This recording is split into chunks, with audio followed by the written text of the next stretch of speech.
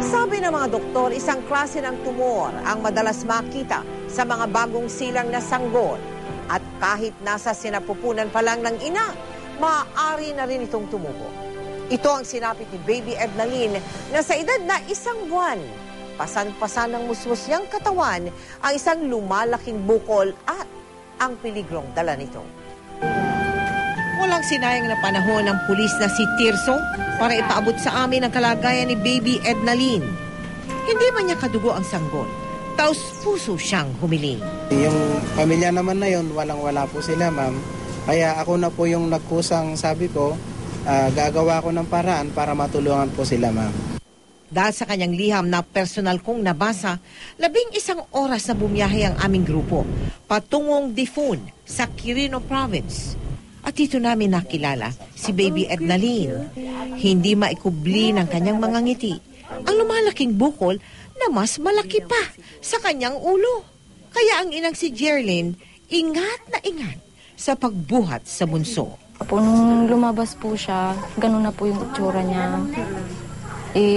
Nung una po kasi hindi po nila pinakita sa akin. Nung pinilit ko po si midwife na iharap niyo po sa akin yung bata.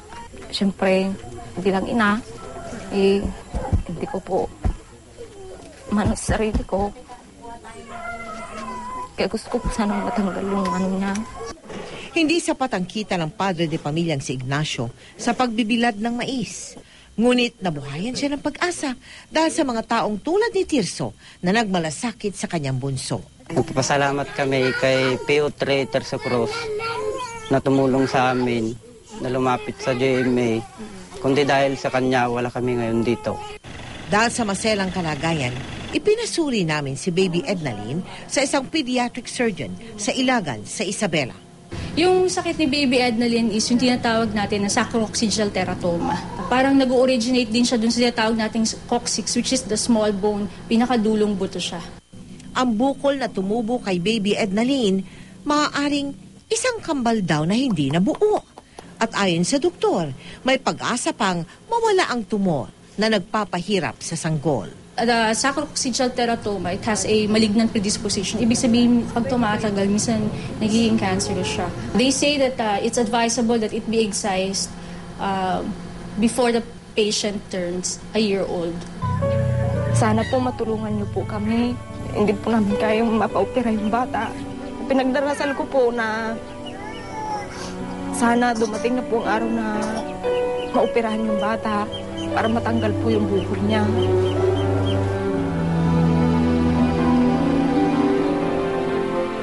At tunay nga dumating na ang araw. Tunay ding malayo ang nararating ng taus-pusong pagmamalasakit sa ating kapwa. Kaya mahalaga din ang papel na ginampanan ni Mang Tirso, yung pulis, para maabot ng GMA Kapuso Foundation ang mga tunay na nangangailangan saan man sila naroroon sa Pilipinas.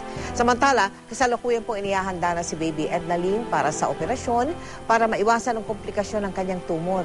Kami po taus-puso nagpapasalamat kay Doktora Janie Saure na sumuri kay Baby Ednalyn. At sa mga nais tumulong sa Baby Ednalyn Bulao, magsadya po sa aming tanggapan o kaya magdeposito ng inyong donation sa aming mga bank account o sa anumang sangay ng Cebuana Luwilier. Maaari din mag-log on sa www.kapusofoundation.com.